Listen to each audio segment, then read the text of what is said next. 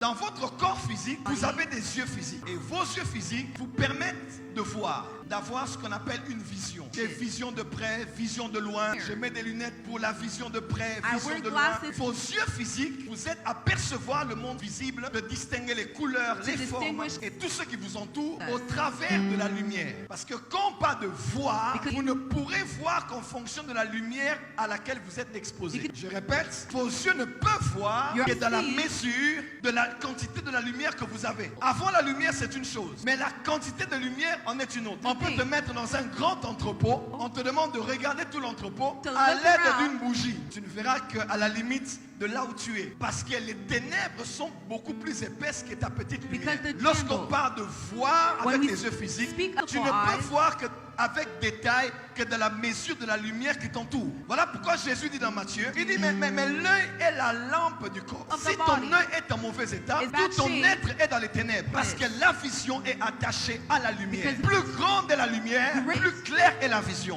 Moins est la lumière, moindre sera la vision. Plus élargie est la lumière, plus élargie peut être notre vision. Ça c'est avec les yeux physiques. La vision est la perception du monde visible avec les yeux physiques par le canal de la lumière. Lorsque cette lumière est rouge, vous savez, il y a des salles comme ça où il y a la lumière rouge, la lumière bleue. Votre vue ne regardera pas les hommes ou ceux qui vous entourent avec leur couleur originale, mais au travers de la couleur de la lumière à laquelle vous êtes exposé. Voilà pourquoi je prie que la lumière vienne vers toi. Alors, je vous définis maintenant. Que veut dire une vision spirituelle, bien sûr? Une vision spirituelle est la perception du monde invisible par les yeux spirituels au travers de la lumière. Que veut dire une vision divine? C'est la perception du monde invisible au travers des yeux spirituels par le canal de la lumière. Je répète, première définition. Que veut dire une vision? Une vision est la perception du monde invisible par les yeux spirituels par le canal de la lumière. Déjà vous le savez, votre esprit a des yeux. L'histoire de l'église dit que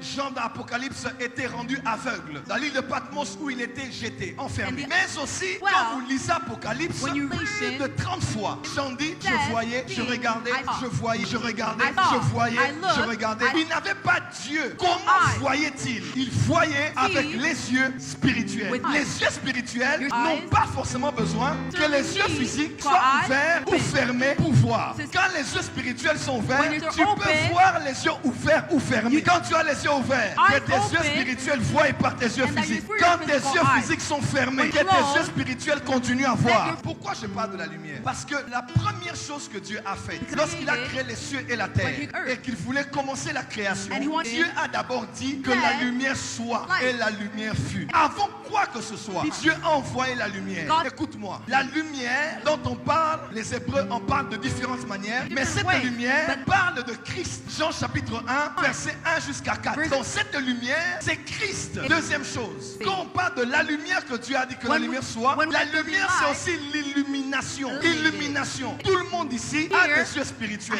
mais seulement très peu sont dans la lumière. Voilà pourquoi Paul a dit, je prie, Ephésiens 1 verset 18, que Dieu illumine les yeux de votre cœur. Vous avez déjà des yeux, mais vous n'avez pas de la lumière. Je vous donne un secret du prophétique. Les hommes de Dieu qui prophétisent avec beaucoup de précision opèrent dans une grande lumière. Quand tu vois quelqu'un qui est toujours on dirait, les yeux sont ouverts, mais il a peu de lumière. Parce que quand il y a peu de lumière, il est difficile que tu retrouves la vis de ta boucle d'oreille. Mais quand on met les gros projecteurs, tu peux détecter une petite vis dans le tapis. Tout ne dépend pas d'avoir des yeux. Tout dépend aussi d'avoir la lumière. Ma prière pour toi aujourd'hui est que Dieu t'accorde de la lumière. Dans toutes les sciences ésotériques, même les sciences occultes, le summum de tout, c'est la lumière. Tu sais pourquoi? Parce que Lucifer, qui en est à la tête, s'appelait l'astre brillant, le fils de la lumière, le fils de l'aurore. Tout ce qu'ils font, même il y a une secte où on transfère aux gens la lumière. Pourquoi la lumière? Même les francs-maçons, au sommet de la pyramide, il y a un œil et il y a la lumière. Il y a un œil et il y a la lumière. Tu as déjà les yeux ouverts, tu opères dans peu de lumière. Quand tu arrives à la maison, dans ta maison, dans ton salon, et que la lumière est éteinte, éteinte, tu entres à la maison, tu ne vois rien, n'est-ce pas? Mais ça ne veut pas dire que les chaises ont disparu. Ça ne veut pas dire que la télé a disparu. Ça ne veut pas dire que la table a disparu. Tu peux être en train d'ouvrir les yeux, mais tu ne vois ni la table, ni les lustres, ni le tapis, ni les chaises. Ils n'ont pas disparu. Tout ce qu'il faut faire, il faut descendre l'interrupteur et avoir la lumière pour voir ce qui était déjà. Le plus grand miracle de ta vie, c'est la lumière. Tu cherches une femme, tu cherches un homme, tu le vois encore noir. Pas parce qu'il est noir, mais parce que toi-même, tu es dans les ténèbres. Il y a des choses que tu n'auras pas dans la vie, pas parce qu'elles n'existent pas, mais parce que tu as peu de lumière pour voir ce qui est déjà. Est-ce que je parle à quelqu'un ici? Dieu lui-même le Père, il est la lumière. Il habite une lumière inaccessible. Le Saint-Esprit, il est la lumière. Le Fils a dit, je suis la lumière. Celui qui me suit ne marchera pas dans les ténèbres. Ta parole est la lumière. Ton esprit est une lampe, est une lumière. Les anges, quand ils apparaissent, ils émettent la lumière. Pourquoi toujours la lumière? Parce que sans lumière, on ne peut rien faire.